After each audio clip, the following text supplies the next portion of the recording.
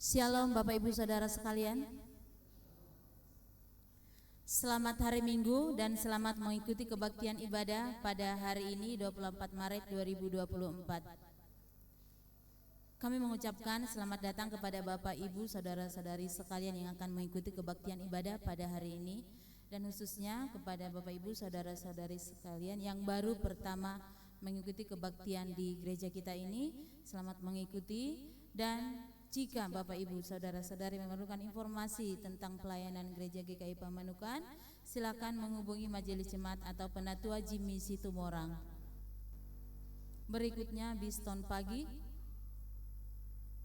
Biston Pagi diselenggarakan Rabu 27 Maret 2024 pukul 5.30. Tempat di gereja dipimpin Penatua Jimmy Situmorang. Untuk itu kami mengharapkan kehadiran jemaat dan simpatisan. Persiapan guru sekolah minggu diadakan setiap hari Rabu pukul 7 malam bertempat di gereja, maka diharapkan kehadiran seluruh GSM pada persiapan tersebut. Kebaktian Kamis Putih. Diberitahukan kepada kita semua bahwa kebaktian Kamis Putih diadakan 28 Maret pukul 6 sore yang dipimpin Penatua Yosafat. Untuk itu segenap jemaat anggota dan simpatisan kami tunggu kehadirannya. Berikutnya kebaktian Jumat Agung. Kebaktian Jumat Agung 29 Maret pukul 5 sore dipimpin Penatua Yosafat. Maka kami mengharap kehadiran Bapak Ibu Saudara-saudari sekalian. Berikutnya kebaktian Sabtu Sunyi. Kebaktian Sabtu Sunyi diadakan Sabtu 30 Maret 2024 pukul 6 sore dipimpin oleh Penatua Yosafat, dan di kebaktian ini digabung dengan kebaktian remaja. Untuk itu agar kita memperhatikan dari hari Kamis, Jumat, Sabtu kita mengadakan kebaktian namun di jam yang berbeda. Kamis pukul 6, Jumat pukul 5, dan hari Sabtu kembali pukul 6, agar kita memperhatikan waktu tersebut dan bisa memberitahukan kepada saudara kita yang belum mengetahui untuk kebaktian 3 hari ini berturut-turut. Berikutnya Pasca Subuh dan Pasca Pagi. Majelis Jemaat mengundang Bapak Ibu Saudara-saudara sekalian untuk ikut dalam Pasca Subuh dan Pasca Pagi yang diselenggarakan Minggu 31 Maret 2024. Pasca Subuh pukul 5 subuh dan Pasca Pagi pukul 9 pagi yang dipimpin Penatua Yosafat. Jadi kembali kami mengingatkan kalau kebaktian kita untuk Pasca diadakan 2 kali. Berikutnya rapat komisi dewasa. Hari ini setelah kebaktian selesai mengadakan rapat komisi dewasa. Untuk itu diundang kepada seluruh pengurus komisi dewasa hadir dalam rapat tersebut. Berikutnya gladi kotor kebaktian Kamis Putih atau Jumat Agung. Gladi kotor kebaktian Kamis Putih atau dan Jumat Agung, kebaktian Pasca Subuh dan kebaktian Pasca Pagi diadakan pada hari Minggu. Jadi setiap kita habis kebaktian dari hari Kamis, setelah itu kita akan mengadakan persiapan atau gladi kotor. Jadi kita bisa membaca yang bertugas agar kita memperhatikan persiapan kita ini. Sekali lagi, hari Kamis setelah kebaktian Kamis Putih mengadakan persiapan untuk Jumat Agung, dan hari Jumat setelah kebaktian Jumat Agung kita akan mengadakan persiapan Pasca Pagi dan Pasca Subuh tempat di gereja. Untuk itu diharapkan seluruh yang bertugas untuk memperhatikannya. Berikutnya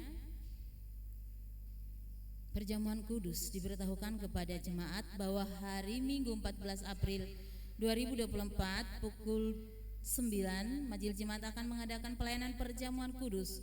Untuk menyambut dan ikut ambil bagian dalam pelayanan itu, marilah kita mempersiapkan diri dengan sungguh-sungguh. Dan kembali kami mengingatkan, jika Bapak Ibu masih menyimpan kartu Perjamuan Kudus, silakan mengembalikannya kepada penatua. Berikutnya anggaran Pasca. Kita menganggarkan untuk kegiatan Pasca sebanyak 4 juta rupiah dan yang sudah masuk sebesar Rp1.845 dan yang masih kurang Rp2.155.000.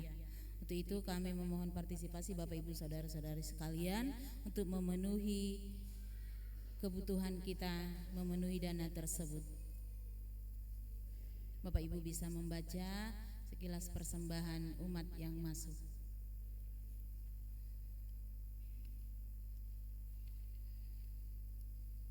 Baiklah Bapak Ibu saudara-saudari sekalian, demikian warta jemaat pada hari ini 24 Maret 2024. Namun sebelum kita memulai ibadah, saya mau memberitahukan kepada kita semua, jika nanti ada bacaan hosana, kita akan sama-sama melambaikan daun palmaram yang sudah kita pegang. Dan nanti ada di fotum sahut-sahutan pada saat umat menjawab hosana, kita sama-sama mengempaskan atau melambaikan daun palmarum yang kita pegang masing-masing. Jika Bapak Ibu masih ada yang belum pegang daun palmarum, bisa ambil di pintu gereja kita.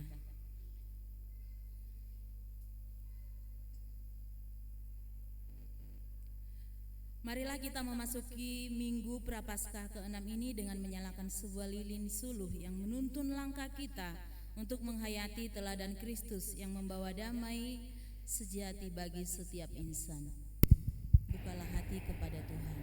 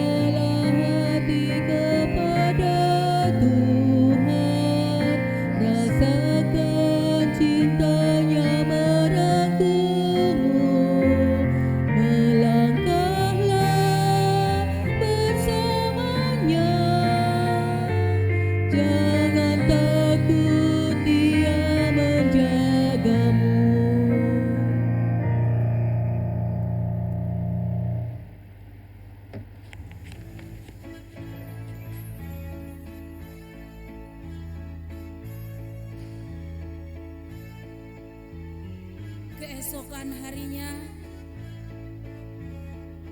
ketika orang banyak yang datang merayakan pesta, mendengar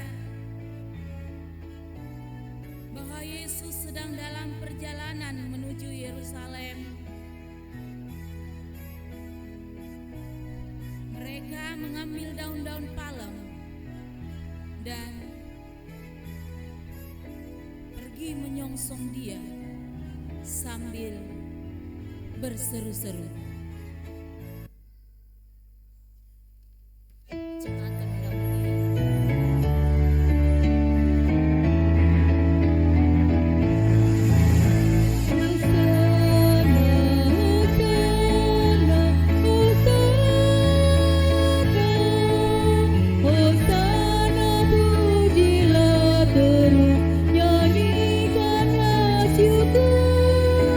Kepada Yesus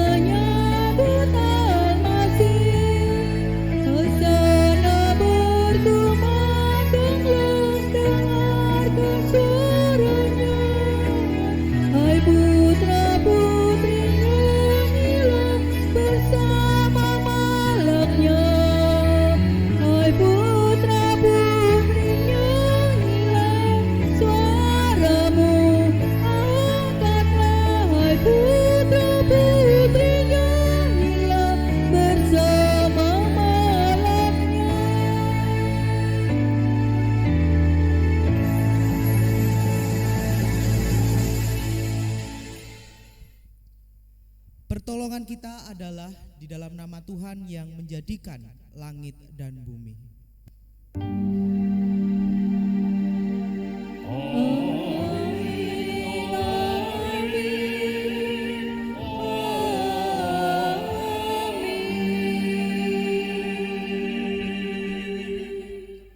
Diberkatilah dia yang datang di dalam nama Tuhan.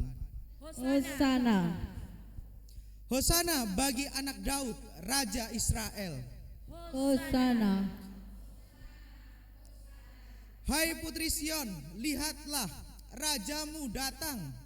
Hosana, Hosana, Hosana.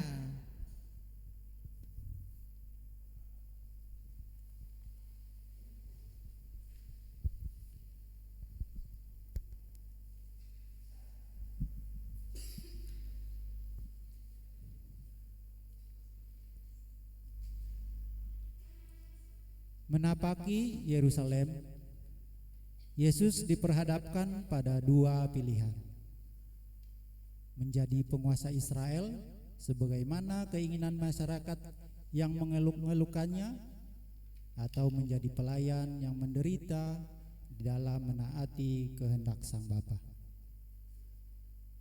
Dalam menapaki hidup, seringkali kita juga berhadapan dengan dua pilihan: mengikuti keinginan dunia atau mengikuti kehendak Bapa. Manakah yang kita pilih? Dalam kerendahan hati, marilah kita mengakui dosa di hadapan Tuhan. Mari kita berdoa.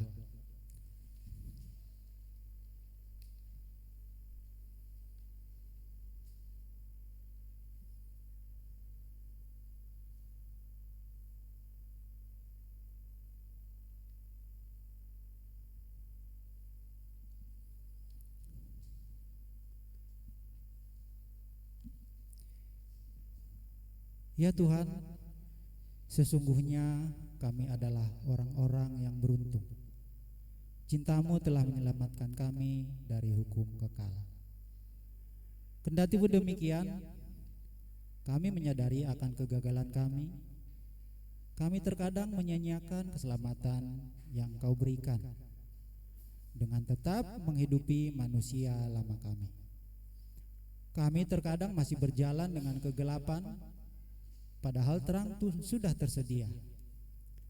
Kami terkadang mengeraskan hati demi menghindari derita.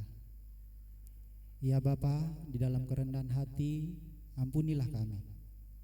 Di dalam nama Tuhan Yesus kami berdoa. Amin. Ku ingin menghayati.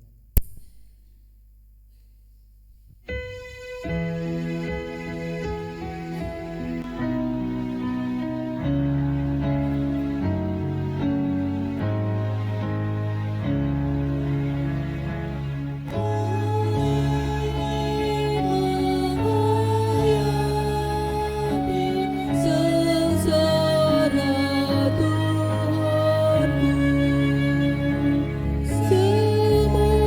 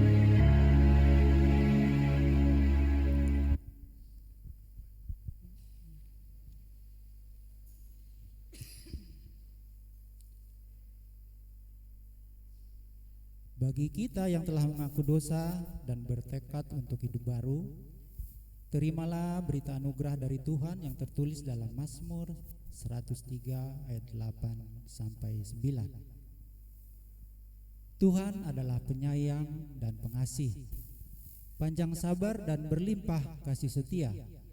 Tidak selamanya Ia menuntut dan tidak untuk selama-lamanya Ia menyimpan amarah. Di dalam Kristus engkau telah diampuni. Damai Kristus bagimu.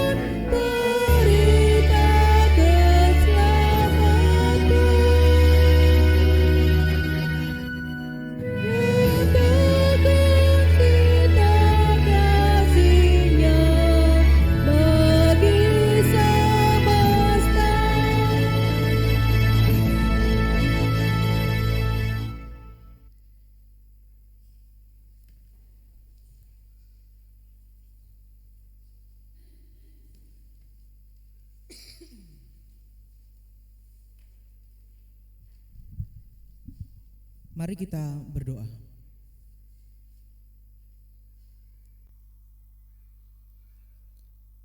Tuhan, kami bersyukur Tuhan senantiasa membuka jalan sehingga kami dapat terus berkarya bersama dengan sahabat, bersama dengan keluarga kami hingga saat ini.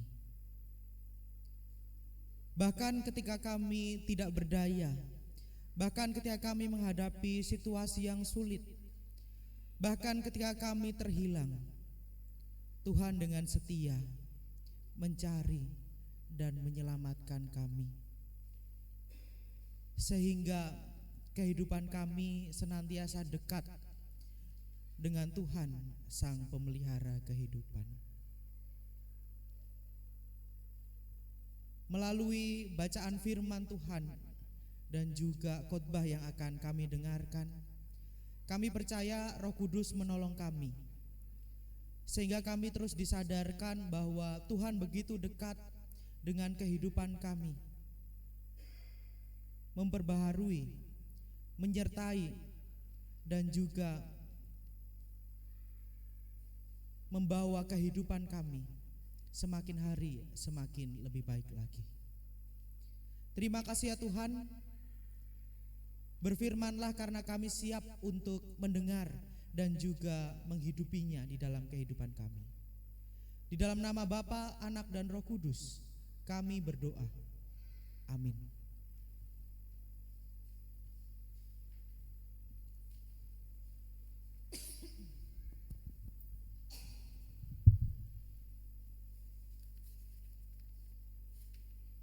Bacaan pertama menurut Yesaya 50 ayat 4 sampai dengan 9. Bacaan pertama dari Yesaya 50 ayat 4 sampai dengan ke-9.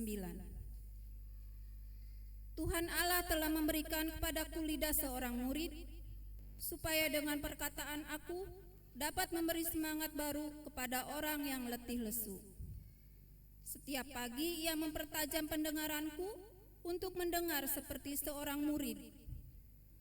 Tuhan Allah telah membuka telingaku, dan aku tidak memberontak, tidak berpaling ke belakang. Aku memberi punggungku kepada orang-orang yang memukul aku, dan pipiku kepada orang-orang yang mencabut janggutku. Aku tidak menyembunyikan mukaku ketika aku dinodai dan diludahi. Tetapi Tuhan Allah menolong aku, sebab itu aku tidak mendapat noda. Sebab itu aku meneguhkan hatiku seperti keteguhan gunung batu, karena aku tahu bahwa aku tidak akan mendapat malu. Dia yang menyatakan aku benar telah dekat. Siapakah yang berani berbantah dengan aku? Marilah kita tampil bersama-sama. Siapakah lawanku berperkara? Biarlah ia mendekat kepadaku. Sesungguhnya Tuhan Allah menolong aku. Siapakah yang berani menyatakan aku bersalah? Sesungguhnya mereka semua akan memburuk seperti pakaian yang sudah usang, ngengat akan memakan mereka. Demikianlah sabda Tuhan.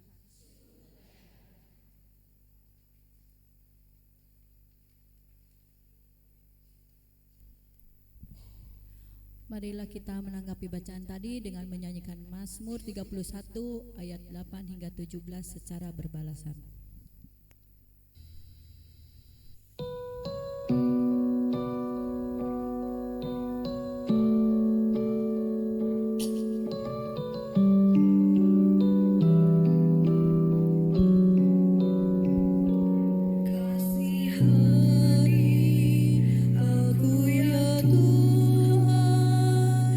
Sebab ku rasa sesat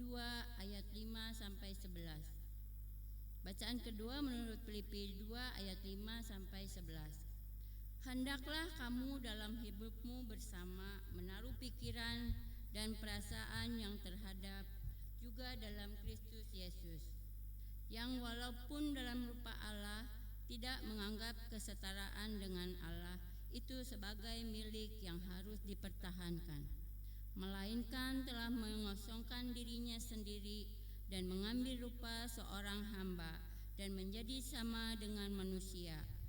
Dan dalam keadaan sebagai manusia, ia telah merendahkan dirinya dan taat sampai mati, bahkan sampai mati di kayu salib.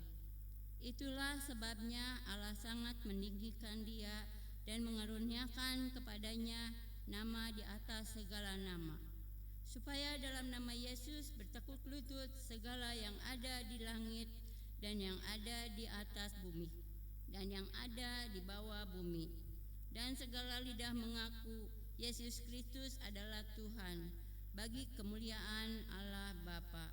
Demikianlah sabda Tuhan. Injil Tuhan kita Yesus Kristus menurut Markus 15 ayat 1 sampai 15. Markus pasal 15 ayat 1 sampai 15.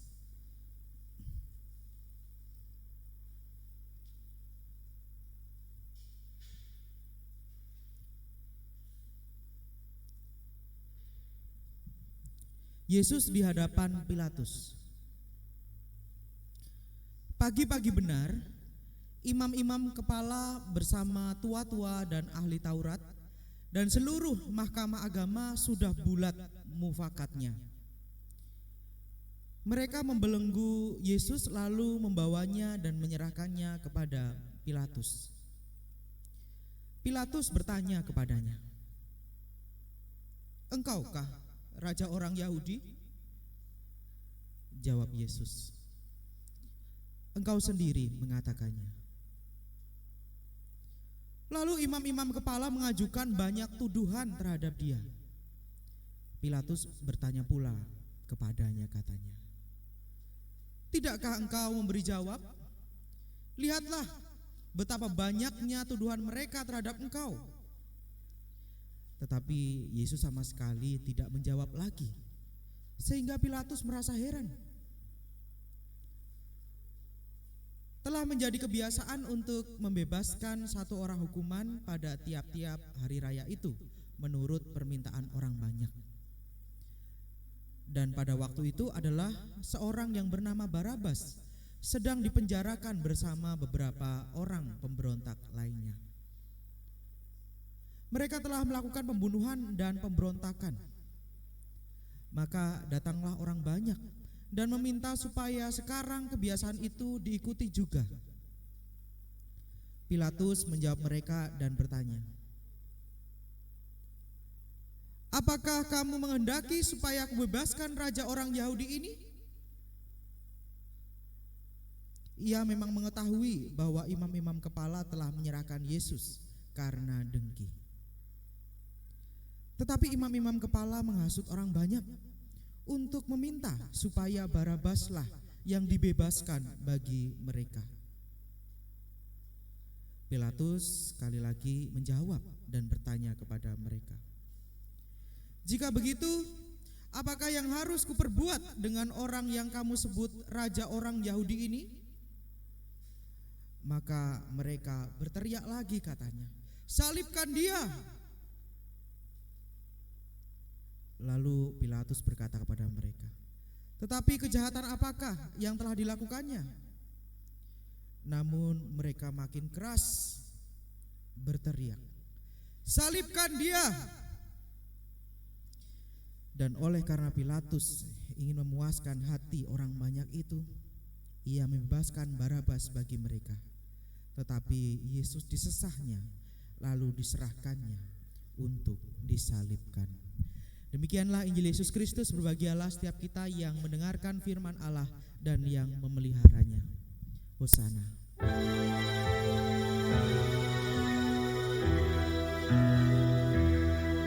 Hosana.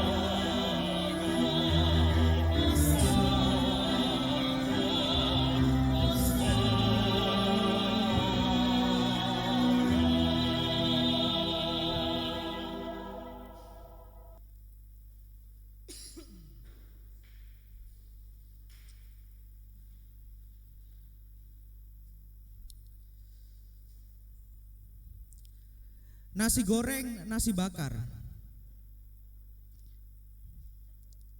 Nasi goreng, nasi bakar. Enak dimakan sewaktu pagi. Shalom Bapak Ibu, apa kabar? Senang bisa berjumpa lagi. Ya, kita bersyukur ya, hari ini kita boleh memasuki Minggu Prapaskah yang ke-6 ya, Minggu Palmarum sekaligus Minggu masa sengsara ya, masa penderitaan Yesus. Ya. Tema yang kemudian akan menjadi perenungan kita adalah Raja Damai yang menderita. Raja Damai yang menderita. Nah, berbicara tentang kedamaian atau damai, saya teringat dengan salah satu ungkapan dari bahasa Yunani yang berbunyi begini. Civis pacem parabellum. Civis pacem parabellum.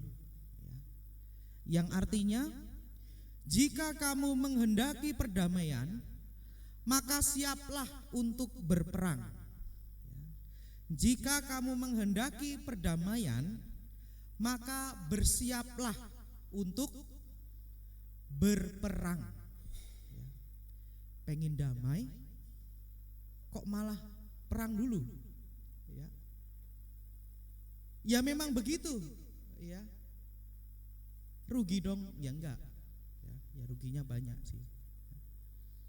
Kenapa harus berperang dulu biar damai? Ya memang begitu. Ya, dengan berperang kita akan tahu siapa yang kuat, siapa yang lemah. Ya, yang kuat menang, yang lemah kalah, perang selesai, maka terciptalah kedamaian. Ya, harus ada yang kalah, harus ada yang menang. Ya, perang selesai, maka terciptalah kedamaian. Pertanyaannya, bagaimana supaya kedamaian ini bisa terus tercipta?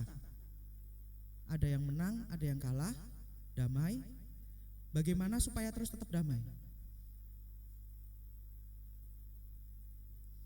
Yang kuat akan melakukan segala cara, ya, menekan sedemikian rupa, ya, memaksa sedemikian rupa yang lemah, ya, biar nggak memberontak, ya, biar nggak melawan, biar kedamaian ini tetap terus ada. Ya. Siapapun yang berani melawan, siapapun yang berani memberontak, sikat. Damai. Sekali melawan, kedamaian itu terhambat, terganggu, nggak damai lagi. Ibaratnya di singa padang belantara Afrika, ya, hewan-hewan yang mau mengganggu kedamaian singa terekam, ya, mengganggu kedamaian. Nah, kedamaian ini ternyata yang diusahakan oleh penjajah Romawi di zaman Tuhan Yesus. Ya. Kedamaian ini mereka sebut dengan istilah Pax Romana atau perdamaian Romawi. Ya. Sebagai penjajah mereka mempunyai banyak jajahan, ya, dan beberapa tahun mereka mengklaim berhasil membuat sebuah kedamaian, ya, Pax Romana. Ya. Caranya dengan apa? Mereka menegakkan kekuasaan mereka, ya, melalui unjuk kekuatan, ya, melalui para prajuritnya, ya, melalui jalan kekerasan. Siapapun tanah jajahan yang mau memberontak, orang Romawi ya sikat, ya, supaya Pax Romana ini tetap terpelihara. Ya. Kekuasaan mereka tetap langgeng, ya, tetap ada, ya, dan siapapun yang ada di bawah Romawi ini harus tunduk. Ya. Bukankah sikap demikian ini juga sebenarnya bisa terjadi di dalam kehidupan kita sehari-hari, ya, baik di dalam perkantoran begitu ya, di dalam tempat kerja, ataupun di dalam kehidupan berkeluarga. Orang tua yang biasanya disebut sebagai yang kuat, ya. Ada beberapa kasus juga mereka menuntut anaknya yang lemah untuk patuh ya dengan apapun yang diperintahkan oleh orang tua. Ya, bisa terjadi sebaliknya. Ya. Kadang anak juga bisa lebih galak daripada orang tuanya. Ya, bisa terjadi. Ya. Tujuannya baik, ya, supaya anaknya ini bisa nurut. Ya. Biar anak-anaknya dididik untuk tidak suka melawan, ya, memberontak orang tua. Ya. Tapi kemudian caranya adalah dengan tentara Romawi ini, ya, dengan kekerasan. Kalau kamu tidak nurut, kalau kamu tidak taat, mama pukul, gitu ya, mama apain, gitu ya. Apa kedamaian tetap akan tercipta? Akan terjadi di keluarga itu? Iya damai, ya. Anaknya diem terus gitu ya, nggak usah ngomong. Kamu nggak punya pilihan, segala sesuatu mama papa yang menentukan. Ya. Damai, ya. Tetapi kedamaian itu ternyata adalah kedamaian yang semu. Ya. Karena anak-anak kemudian mau mengikuti bukan karena pilihan hati, ya, tidak lahir dari ketulusan, ya, tetapi memang karena keterpaksaan. Mungkin kedamaian itu bisa bertahan ketika anak-anak kita masih kecil, bisa diatur, ya. Tetapi kemudian muncul banyak ketakutan ketika anak-anak kita sudah mulai beranjak remaja, mulai beranjak dewasa, merasa tertekan terus, wah jangan-jangan suatu saat akan memberontak, ya. Suatu saat akan membalas perlakuan saya kepada anaknya dulu, ya. Ada ketakutan-ketakutan yang muncul, ya, dengan cara demikian. Nah, ternyata penjajah Romawi juga memiliki ketakutan yang sama ketika orang-orang Yahudi yang notabene daerah jajahan ini dari berbagai daerah kemudian masuk ke Yerusalem untuk merayakan Paskah. Tuhan Yesus dan para murid juga datang ke sana. Tentu bagi orang Romawi, perkumpulan orang Yahudi ini bisa menjadi sesuatu yang berbahaya. Oleh karena itu, orang-orang Romawi mengirim, ya, legion Romawi dan berarak-arakan masuk ke Yerusalem untuk berjaga-jaga. Kalau nanti ada orang Yahudi yang mulai, wah ini kayaknya mau memberontak nih, kayak ini mau melawan orang Romawi deh, sikat. Dijagain oleh orang Romawi supaya mereka tidak melawan, supaya kedamaian Romawi yang sudah mereka pelihara itu tetap ada. Lah menariknya Bapak Ibu, ketika orang Romawi mengirim legiun Romawi untuk menjaga orang-orang Yahudi di masa Paskah ini, di pihak lain, ya, Injil Yohanes memberikan kesaksian bahwa Yesus juga masuk ke Yerusalem. Ya. Sungguh kontras, sungguh berbeda dengan arak-arakan orang Romawi tadi. Ya. Jika para tentara biasanya menggunakan kuda yang kuat, ya, maka Yesus sebaliknya datang mengendarai seekor keledai. Ya. Kenapa sih pakai keledai gitu ya? Enggak kayak kuda yang kuat, yang mantap untuk berperang. Ya. Ini mengingatkan orang Yahudi akan nubuat kitab Zakaria yang mengatakan, lihatlah rajamu datang kepadamu, ia adil dan jaya, ia lemah lembut dan mengendarai seekor keledai beban mudah. Jadi di dalam tradisi Yahudi justru seorang raja itu naik keledai.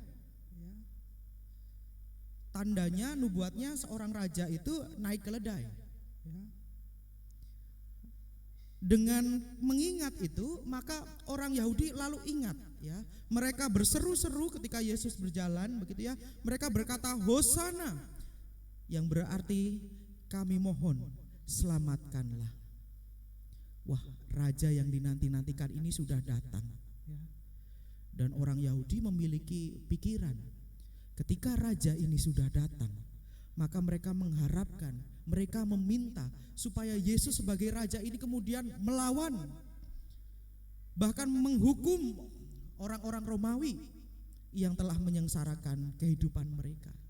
Mereka mengharapkan bahwa Tuhan Yesus sang raja itu kemudian membebaskan mereka dari penjajahan Romawi, seperti dulu Allah membebaskan umat Israel dari penjajahan di Mesir.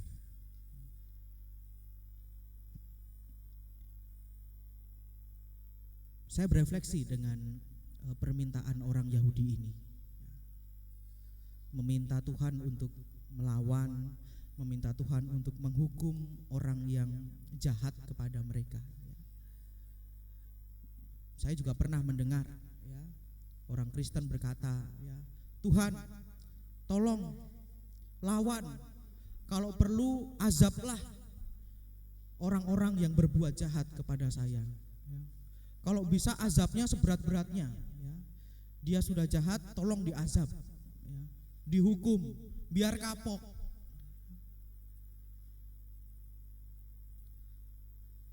Mirip dengan permintaan orang Yahudi tadi. Pertanyaannya, apakah kemudian Tuhan Yesus mengikuti apa yang menjadi permintaan orang Yahudi? Ternyata tidak.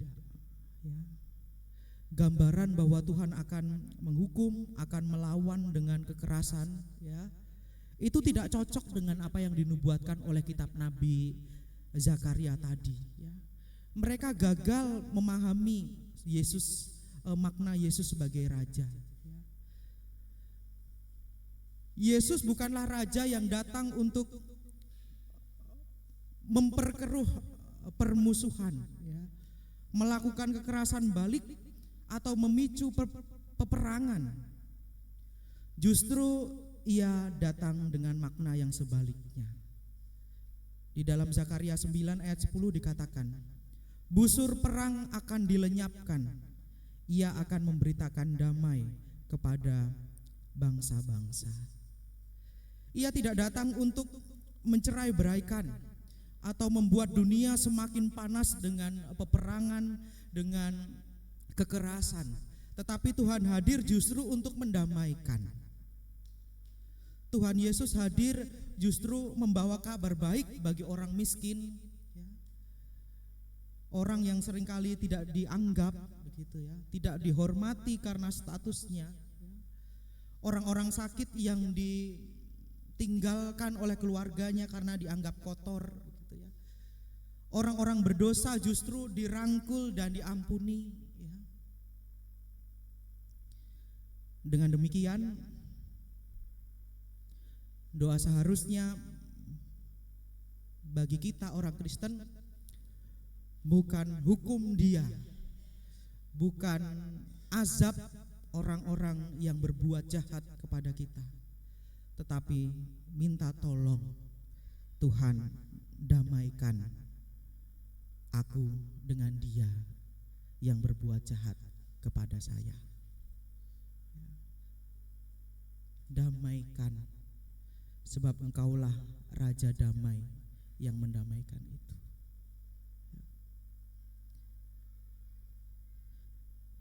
Kemudian Tuhan Yesus sang Raja damai sejati itu juga nampak di dalam bacaan yang sudah kita baca tadi. Ketika ia ditangkap, ketika diadili oleh pemimpin agama Yahudi dan Romawi, karena dianggap mengganggu kedamaian palsu tadi. Dia dituduh macam-macam, dia dituduh menghujat Allah. Namun apa reaksi Tuhan Yesus? Tuhan Yesus memilih bungkam. Biasanya kalau seorang mendapatkan banyak tuduhan, ia akan membela diri bagaimana caranya biar dia tidak salah. Namun Tuhan Yesus justru berbuat sebaliknya. Tuhan Yesus membiarkan dirinya diperlakukan dengan sedemikian rupa. Dituduh bermacam-macam, Tuhan Yesus hanya diam. Kenapa enggak balas aja sih? Kenapa? Kenapa Tuhan hanya diam? Pilatus saja heran. Kenapa kamu enggak membela dirimu sendiri? Kenapa engkau memilih untuk diam? Bungkamnya Tuhan Yesus dapat menjadi pertanda bahwa ia tidak tergoda untuk menunjukkan kekuasaannya sebagai raja. Yesus bisa saja melawan mereka, ya. Seorang Pilatus mah kecil, ya. Gak ada apa-apanya di depan Yesus. Namun Kristus lebih memilih untuk, ya, aku mau mati, aku mau menderita, ya. Aku mau mati disalibkan sebagai raja yang mengorbankan diri. Aku mau memberi punggungku kepada orang-orang yang memukul aku, dan pipiku kepada orang-orang yang mencabut janggutku. Aku tidak menyembunyikan mukaku ketika aku dinoda dan diludahi. Ialah Raja Damai yang mau menderita. Tentu bukan hanya ia ingin menyelamatkan para murid, karena mereka kemungkinan akan mendapat perlakuan yang sama, tetapi ada hal yang lebih dalam daripada itu.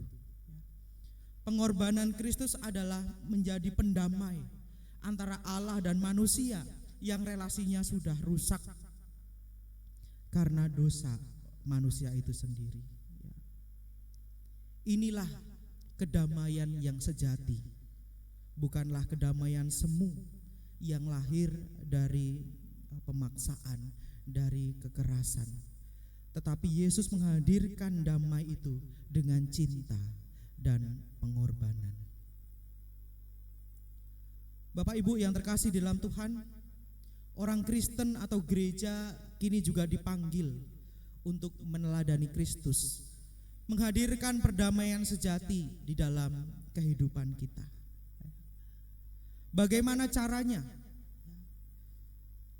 Marilah kita menjadi orang tua atau anak, ya, yang tidak memaksa apalagi berbuat kekerasan kepada keluarga kita supaya mereka taat, ya.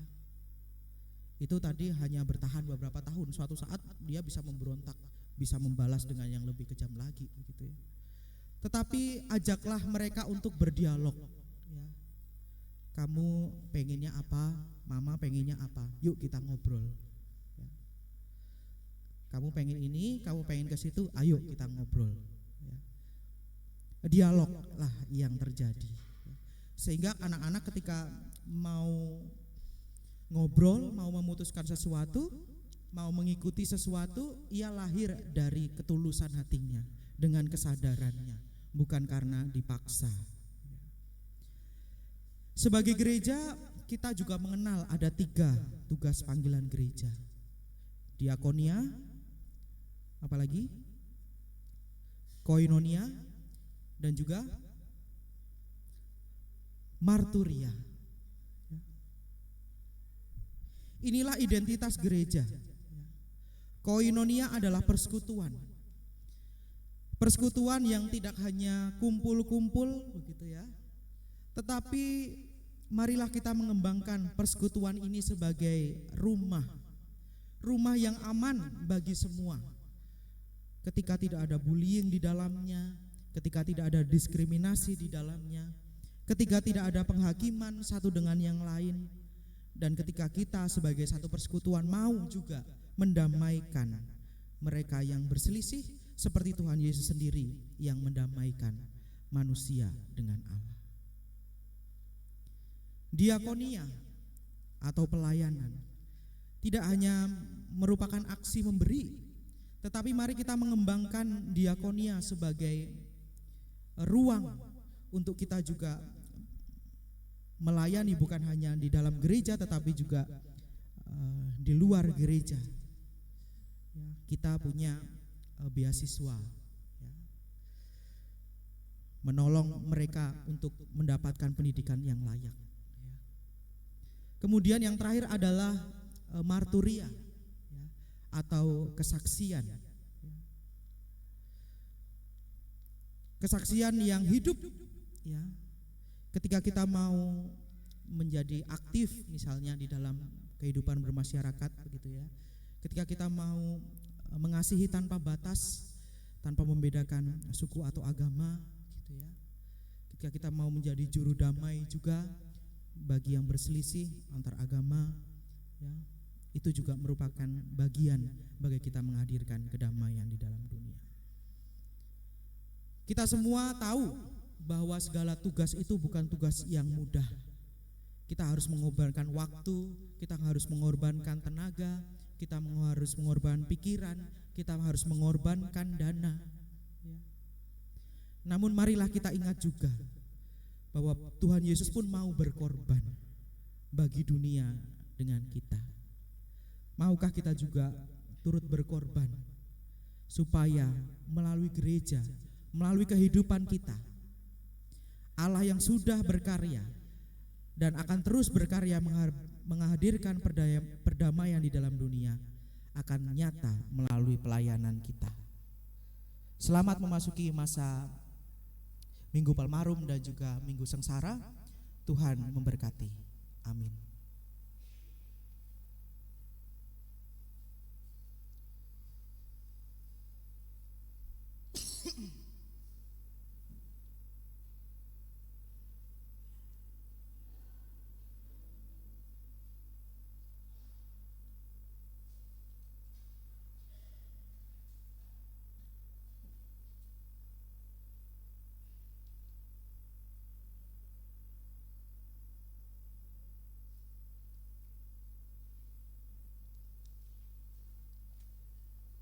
Bapak Ibu, mari kita berdiri.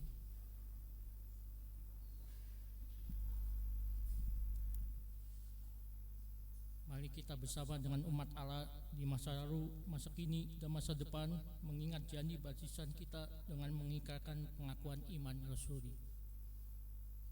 Aku percaya kepada Allah, Bapa yang Maha Kuasa, langit dan bumi, dan kepada Yesus Kristus, Anak yang tunggal Tuhan kita, yang dikandung dari Roh Kudus, lahir dari anak Maria, yang menderita sengsara di bawah pemerintahan Pontius Pilatus, disalibkan, mati dan dikuburkan, turun ke dalam keadaan maut, pada hari yang ketiga bangkit pula dari orang mati, naik ke surga, duduk di kanan Allah Bapa yang Maha Kuasa, dan dari sana Ia akan datang untuk menghakimi orang yang hidup dan yang mati.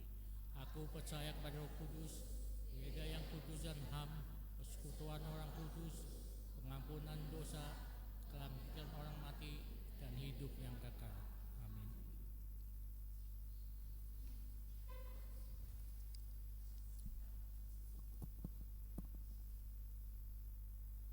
Pada hari Minggu 14 April 2024 kita akan merayakan perjamuan kudus. Untuk menyambut dan ikut serta dalam perayaan itu, marilah kita mempersiapkan diri secara bersama-sama. Pada perjamuan malam terakhir, Kristus menghendaki kita merayakan perjamuan kudus untuk mengenangnya. Mengenang Kristus berarti mengalami kehadirannya seperti murid-muridnya dahulu mengalami kehadirannya bersama mereka. Mengenang Kristus yang diberikannya bagi keselamatan dunia sejak Ia lahir, melayani, menderita sengsara, mati, dibangkitkan dan dimuliakan di surga. Marilah kita merenungkannya.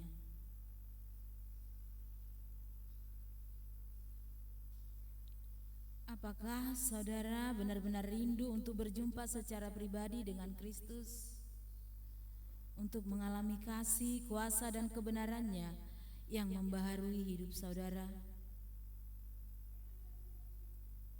Apakah saudara menghayati bahwa seluruh kehidupan dan karya Kristus, yaitu kehadirannya, pelayanannya, penderitaannya, kematiannya, kebangkitannya, kenaikannya ke surga sampai kedatangannya kembali terkait erat dengan kehidupan saudara?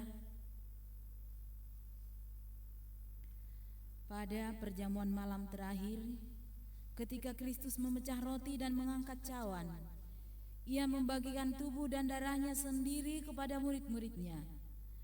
Menerima tubuh dan darahnya berarti dipersekutukan dengan Kristus, sehingga Ia menjadi kepala dan kita tubuhnya. Menerima tubuh dan darahnya berarti dipersekutukan dengan semua orang yang menerimanya, juga menjadi satu tubuh dan satu roh. Marilah kita merenungkannya.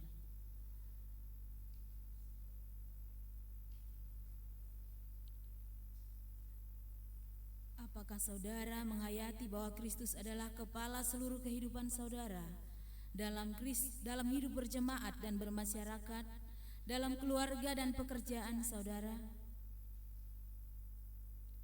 Apakah saudara menghayati bahwa saudara adalah anggota tubuh Kristus yang saling mengasihi seorang terhadap yang lain? Ketika kita bersatu dengan Kristus, roti hidup yang dipecah-pecahkan bagi dunia ini, kita pun dipersatukan dalam kematian dan kebangkitan Kristus. Dipersatukan dengan Kristus berarti diutus untuk mengosongkan dan menyangkal diri, memikul salib dan mengikut Kristus. Dipersatukan dengan Kristus berarti diutus untuk memberi hidup kita demi keselamatan dunia. Mari kita merenungkannya.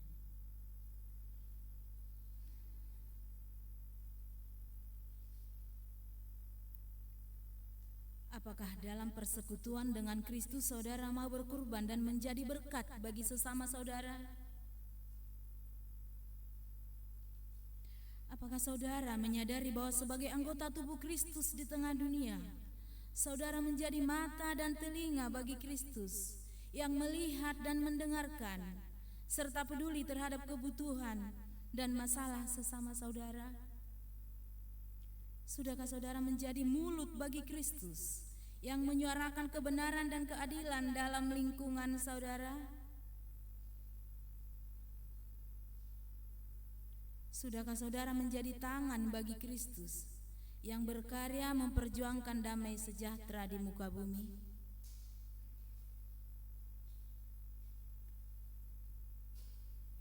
Untuk itu, marilah kita mempersiapkan diri untuk ikut dalam perjamuan kudus pada 14 April mendatang.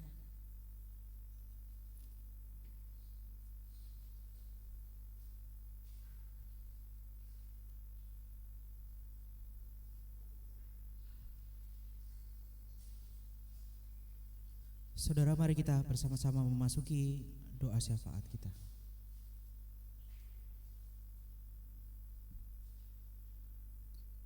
Tuhan, di dalam perayaan Minggu Palmarum dan juga Minggu Penderitaan pada saat hari ini, kami diajarkan untuk menghayati Kristus sebagai Raja Damai yang mau menderita bagi dunia. Ajarlah kami anak-anak-Mu Tuhan untuk mau juga menghadirkan kedamaian yang sejati di dalam kehidupan kami sehari-hari, bukan dengan jalan maksa atau dalam jalan kekerasan, tetapi dalam cinta dan juga pengorbanan. Tuhan, pada saat ini kami juga akan membawa doa-doa syafaat kami. Kami berdoa bagi bangsa dan negara kami, khususnya di dalam masa pasca pemilu. Siapapun Tuhan yang nanti akan menjadi pemimpin bagi kami mohon supaya mereka dapat bekerja dengan hati dan juga pikiran takut akan Tuhan, sehingga setiap kebijakan, keputusan yang mereka boleh lakukan itu semua kiranya dapat menghadirkan kedamaian, kesejahteraan bagi bangsa kami. Kami juga mengingat saudara-saudara kami yang menjadi korban gempa di Jawa Timur. Tentu ada rasa takut, khawatir yang saat ini dirasakan, ataupun juga saudara-saudara kami yang berduka karena luka atau kehilangan orang yang mereka kasihi.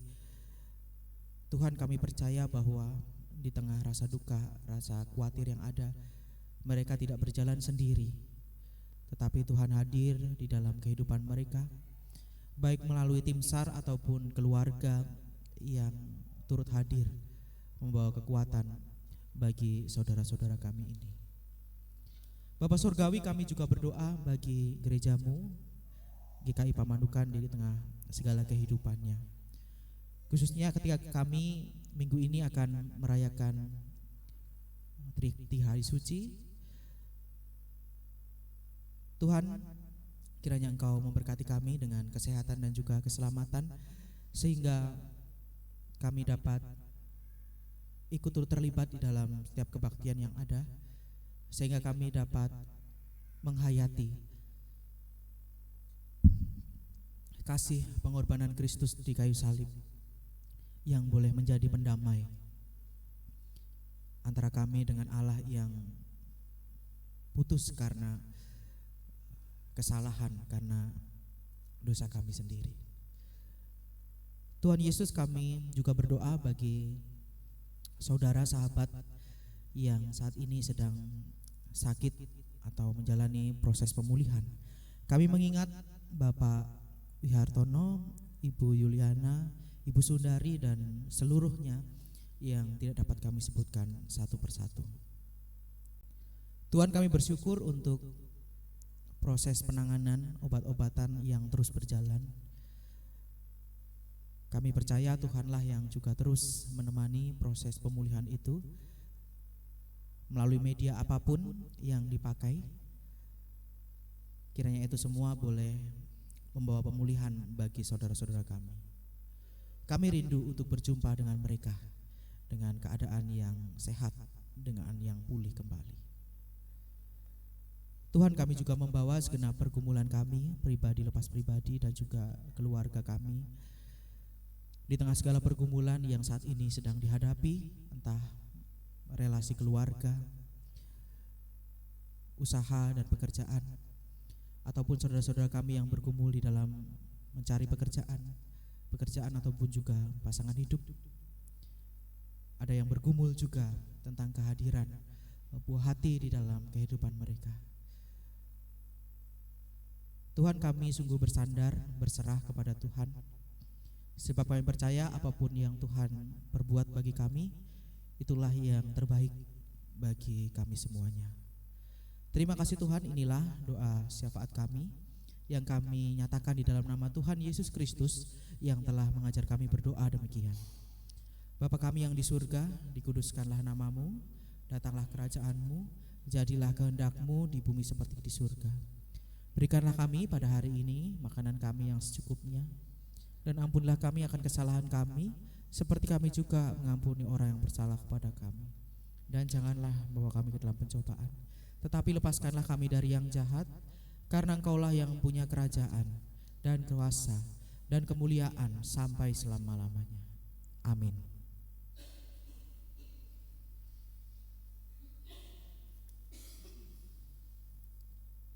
Marilah kita datang kepada Tuhan dengan membawa persembahan syukur. Nas persembahan kita hari ini dari Mazmur 96 ayat 8. Berilah kepada Tuhan kemuliaan namanya, bawalah persembahan dan masuklah ke pelatarannya. Kita iringi dengan pujian, pakailah seluruh hidupmu.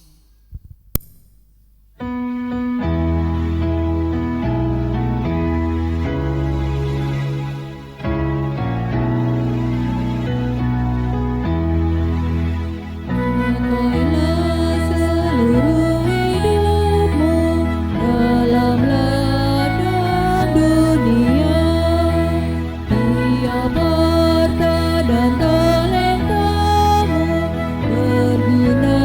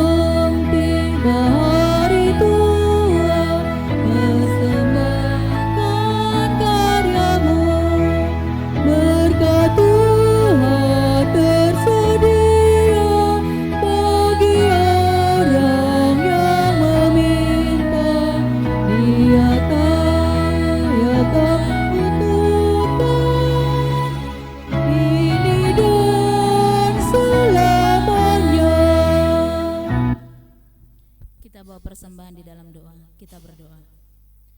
Bapa di dalam surga, kami bersyukur atas berkat yang Engkau berikan kepada kami.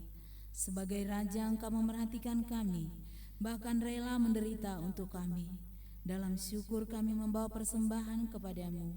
Pakailah persembahan ini menjadi saluran berkat bagi sesama. Di dalam nama Tuhan Yesus Kristus, kami berdoa. Amin.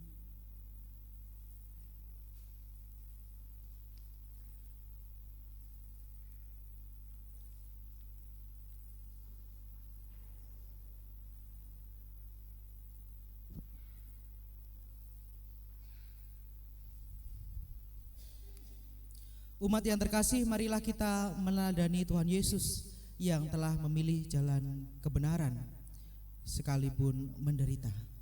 Marilah kita melanjutkan perjalanan iman kita untuk menjadi hamba yang setia.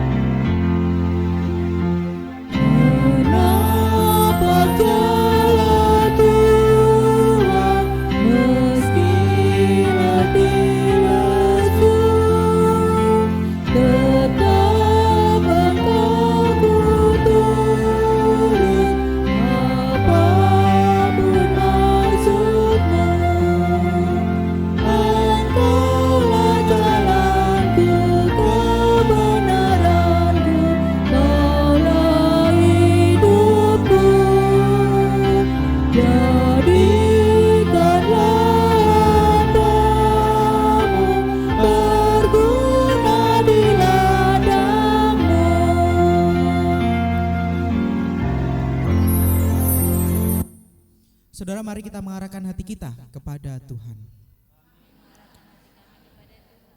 Marilah kita menjadi saksi Kristus. Terpujilah Tuhan.